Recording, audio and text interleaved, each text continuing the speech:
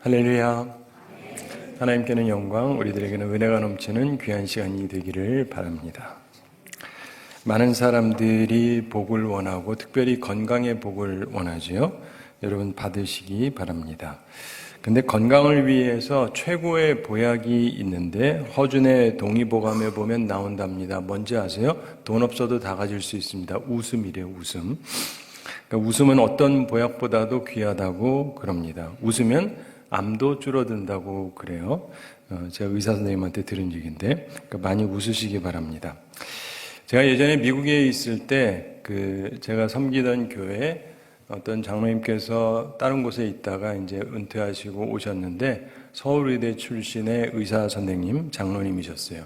근데 이분이 항상 웃고 유머를 많이 하고, 유머는 그냥 다 긁어 모아가지고 자기도 웃고 남도 웃기게 해주고 그러는데, 자기가 왜 그러냐면 한 번 암에 걸렸답니다. 그래가지고 이걸 이길 방법이 뭐냐 찾아보니까 웃는 게 좋다 그래가지고 열심히 웃은 거예요.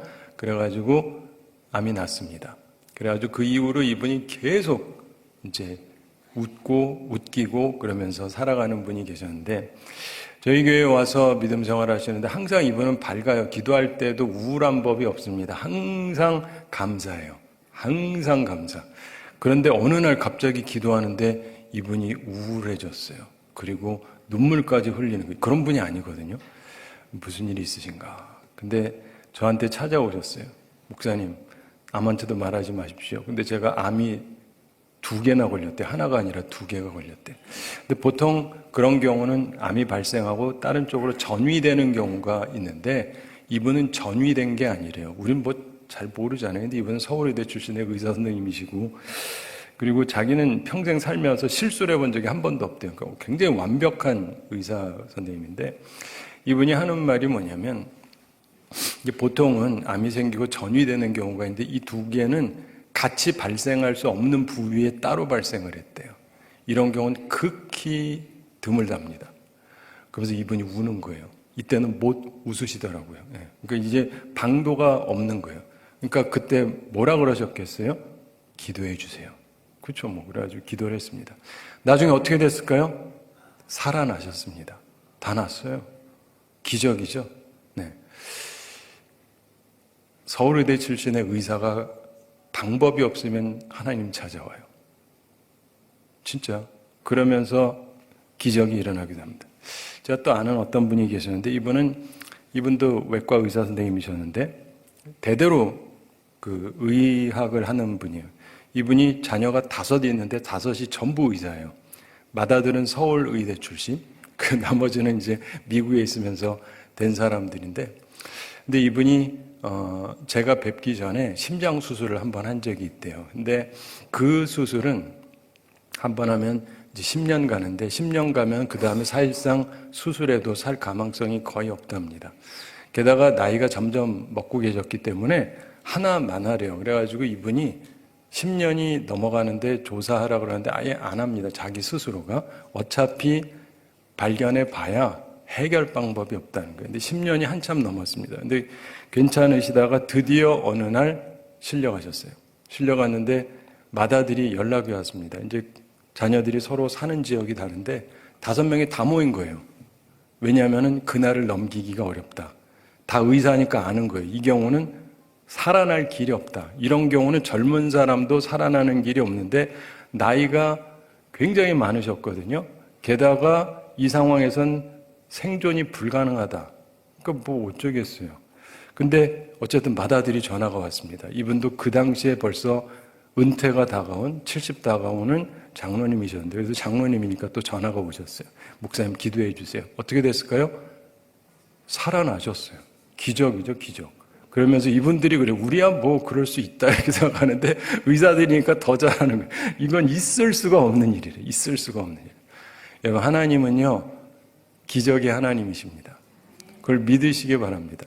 우리는 의사를 찾아가는데 찾아가지 말라는 게 아니라 의사도 하다 안 되면 하나님을 찾고 거기서 기적을 체험해요. 그런 기적을 여러분 체험하시게 되기 바랍니다.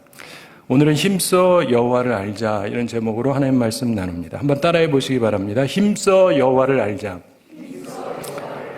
다시 한번 힘써 여호와를 알자. 한 번만 다시 해보겠습니다. 힘써 여호와를 알자. 여러분, 하나님을 내가 잘 알고 있는가? 알고 있다 할지라도 더 깊이 힘을 다해서 하나님을 알 필요가 있습니다. 자, 사랑하는 성도 여러분, 교회를 다니지만 하나님을 잘 알지 못하는 사람이 있고 잘 아는 사람이 있습니다. 근데 우리는 하나님을 잘 아는 사람이 되어야 됩니다. 성경에서 보면은 우리가 오늘 보는 이 호세아서는 하나님께서 호세아 선지자를 통해서 예언하게 하시는데, 호세아하고 그 아내하고의 결혼 관계를 통해서 하나님과 이스라엘의 관계를 말씀하세요. 우리가 성경을 해석할 때 일반적으로 문자적으로 해석합니다. 무슨 말이냐면 있는 그대로 받아들여요. 근데 문자적으로 있는 그대로 받아들이면 너무 이상한 경우가 간혹 있어요. 그러면 이거는 상징이다, 이렇게 해석을 하기도 합니다. 근데 이 호세아서를 보면 너무 이상해서, 그래도 이거 문자적으로 받아들이는 분도 있고 어떤 분들은 받아들이기 힘들어하는 분들도 있습니다.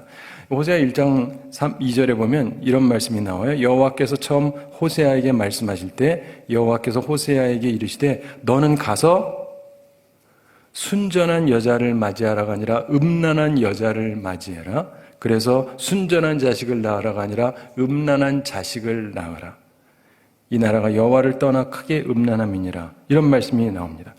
그러니까 사람들이 이걸 보면서 실제로 그렇게 말씀하신 거고 그렇게 한 것이다 라고 해석하는 분들이 있고, 또 어떤 분들은 이거 영 안 맞는다, 선지자인데, 오늘 우리 식으로 하면 목사인데 목사가 음란한 여자랑 결혼해서 음란한 자식 낳는다, 이거 좀 안 맞는 거 아니냐, 그건 상징이다, 이렇게 보기도 합니다. 그러나 이렇든 저렇든 한 가지 분명한 건 결론은 똑같아요. 하나님께서 이스라엘이 음란하다고 말씀하는 거예요. 이스라엘이 하나님 앞에 온전치 못하다는 거예요. 그러면서 그럼에도 불구하고 하나님께서 그들을 버리지 않고 그들이 돌아오기를 원하시는 거예요. 그래서 오늘 말씀을 하시는 거거든요. 그러면서 하나님께서 생각하시는 게 이들이 하나님을 잘 모른다는 거예요. 결혼은 했지만 상대방을 잘 모르는 사람들이 의외로 많습니다. 저는 이제 결혼하는 청년들도 보고 오래 사신 분들도 보니까 지금도 이제 결혼하겠다는 분들이 있는데, 그런 분들을 보면 상대방을 잘 몰라요. 그냥 좋아하는 거죠. 그리고 이제 결혼하신 분들은 상대방을 알기는 하는데 저 인간이 왜 저러는지는 이해가 안 간다 하는 분들이 많습니다. 그러니까 사실은 잘 모르는 거예요. 알긴 하는데 사실 모르는 거예요. 그런 것처럼 우리가 교회는 다닙니다. 하나님을 좀 알죠. 처음 다니는 사람은 잘 모르지만 좀 다닌 분들은 자기도 생각하는 게 있고 듣는 것도 있으니까 생각이 있긴 한데, 근데 하나님을 제대로 아느냐? 그건 약간 별개의 문제입니다. 자, 오늘 말씀을 통해서 나는 과연 하나님을 제대로 아는가, 그렇지 못한가 생각해 보면서 하나님을 잘 알지 못하는 사람 먼저 잠깐 생각해 보고 하나님을 잘 아는 사람에 대해서 생각해 보려고 합니다. 자, 교회를 다녀도 하나님을 잘 모르는 사람, 이런 사람에게 몇 가지 특징이 있습니다. 이것은 뭐 결혼 생활도 비슷한 건데, 첫째, 방향이 잘못되어 있어요.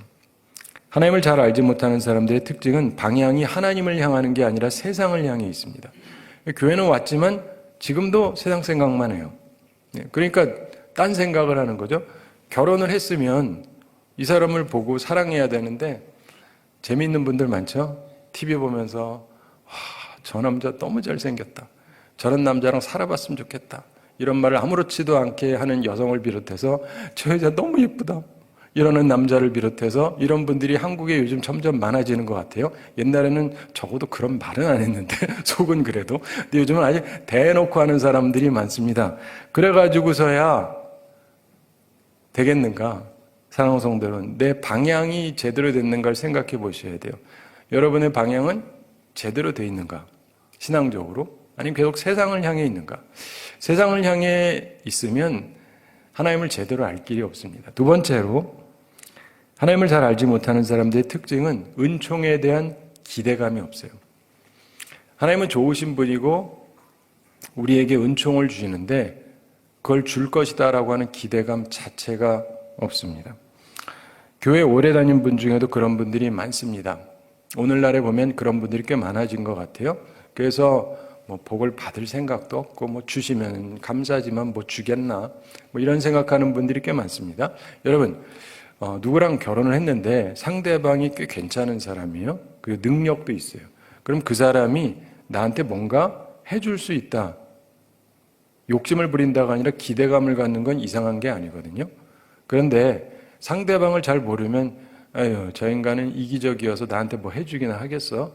이렇게 기대감이 없다면 그 좋은 관계로 갈 수가 없겠죠? 마찬가지로 하나님에 대해서도 마찬가지입니다. 우리가 하나님이 계신 걸 믿어야 되고 하나님은 자기를 찾는 자들에게 상 주시는 분이심을 믿어야 되는데 기대감이 없으면 그러면 하나님을 알 길이 없습니다. 신앙생활이 밋밋할 수밖에 없습니다. 세 번째로 하나님을 알지 못하는 사람들의 특징은요, 하나님을 알려고 하는 노력이 없어요. 하나님을 알려고 하는 노력이 없습니다. 부부관계도 마찬가지예요. 저 인간이 왜 저러는지 모르겠다라고 짜증만 내지 왜 그러는지 알려고 안 해요. 그래서 왜 그런지를 모릅니다.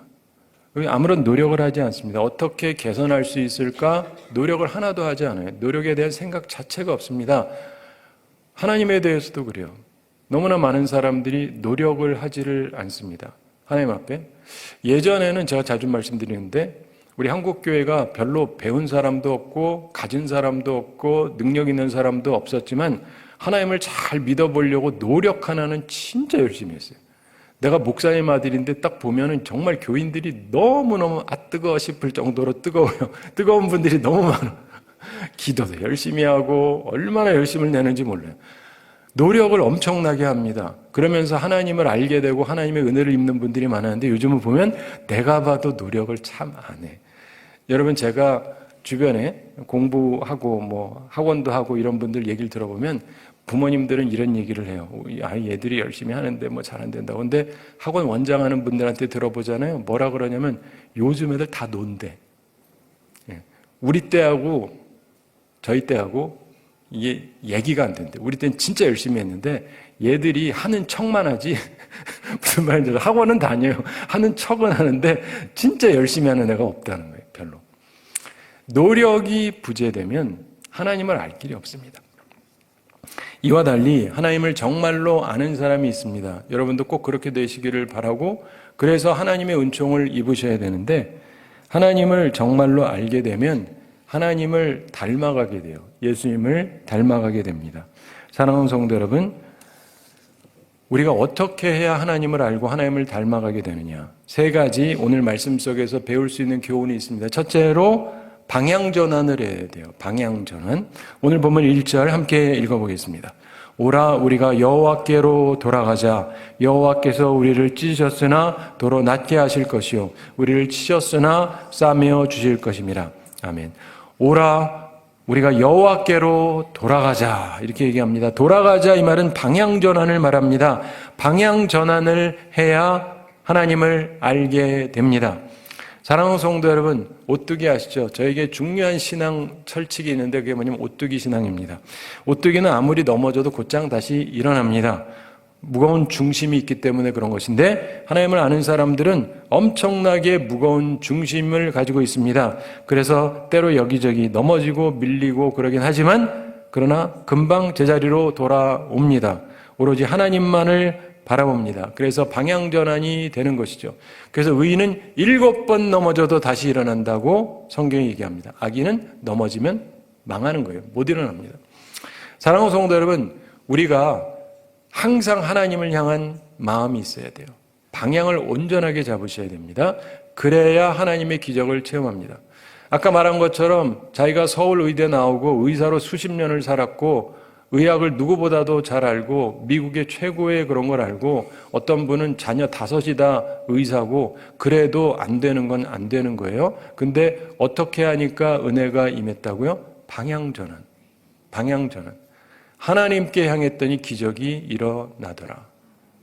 두 번째로 하나님 아는 사람들의 특징은 은총에 대한 기대가 있습니다. 은총에 대한 기대. 본문 2절 함께 읽어보겠습니다. 여호와께서 이틀 후에 우리를 살리시며 셋째 날에 우리를 일으키시리니 우리가 그의 앞에서 살리라. 아멘. 이틀 후에 살린다. 이 말은 하루나 이틀 같은 단시일 내에 살리신다 이런 뜻이고요. 그리고 시체가 부패하고 또 매장이 예상되는 제3일에 우리를 일으키실 거다, 이런 말씀을 하시는데, 비록 잠시 죽음 속에 버려진 것 같지만 결국 우리에게 부활의 생명을 주실 것이다, 이런 말씀을 해 주시는 것입니다. 하나님께서 곧 회복시켜 주실 것이다, 소망을 가지는 것을 얘기합니다. 은총에 대한 기대, 부활의 소망을 뜻하는 것입니다.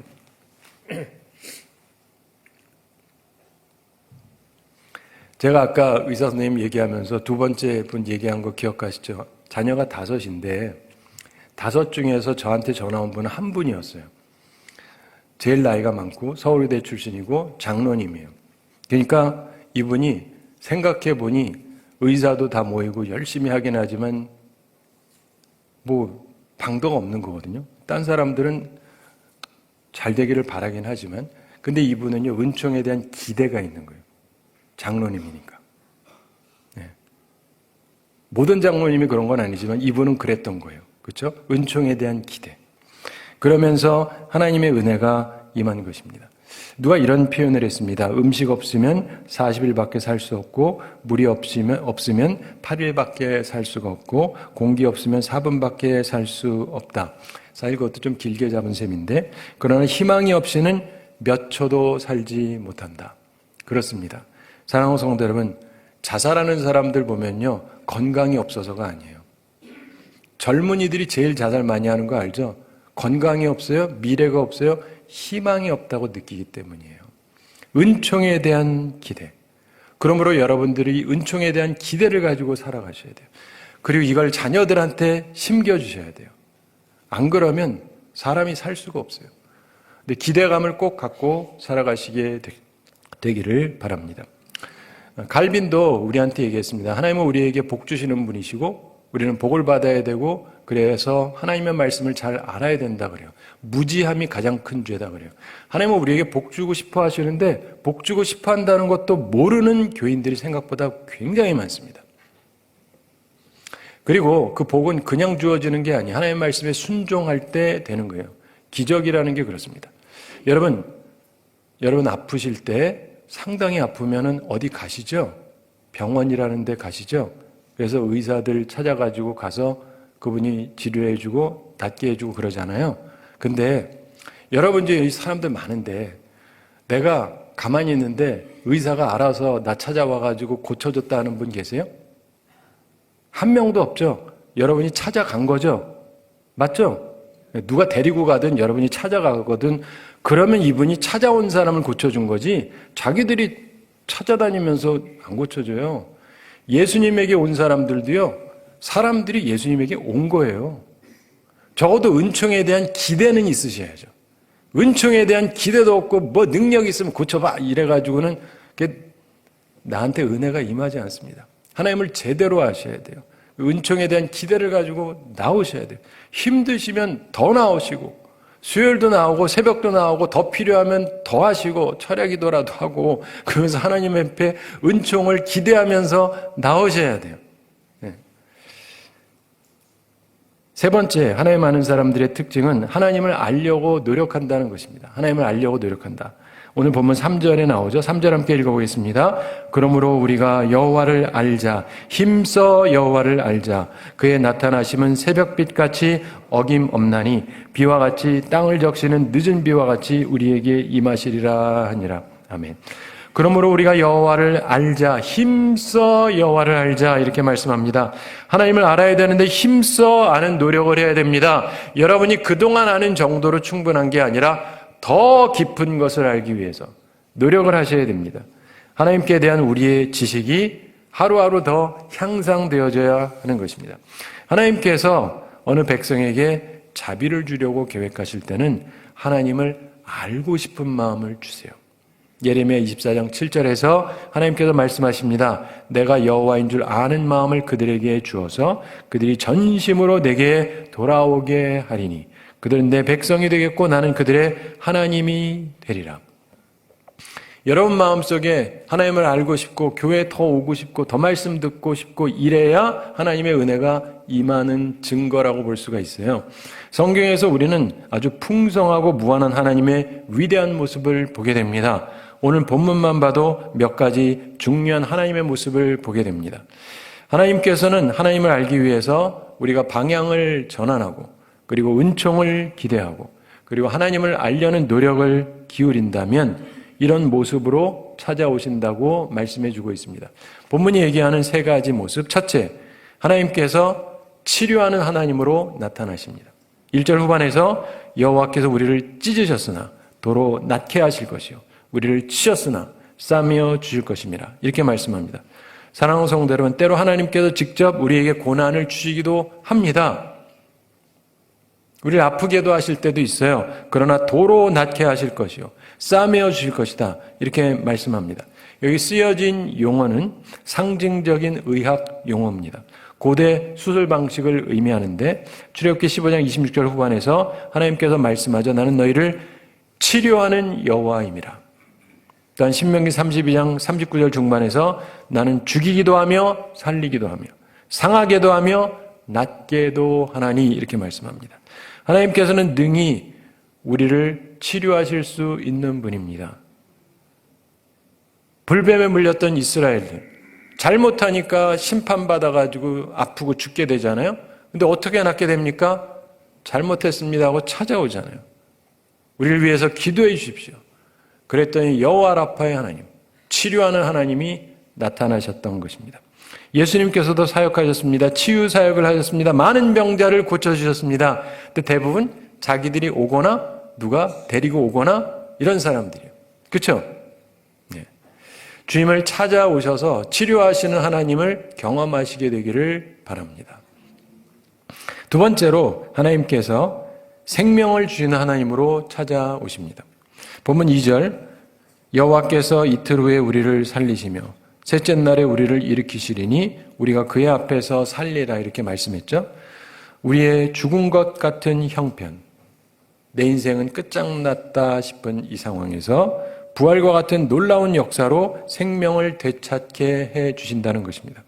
여기서 생명을 주시는 하나님은 세 가지로 설명될 수 있습니다. 첫째는 유대인들에게 적용이 됩니다. 이 말씀이 유대인을 향해서 쓰여진 거니까. 두 번째로 3일 만에 부활하신 예수 그리스도의 부활 사건을 의미한다. 이렇게 많은 성서학자들이 봅니다.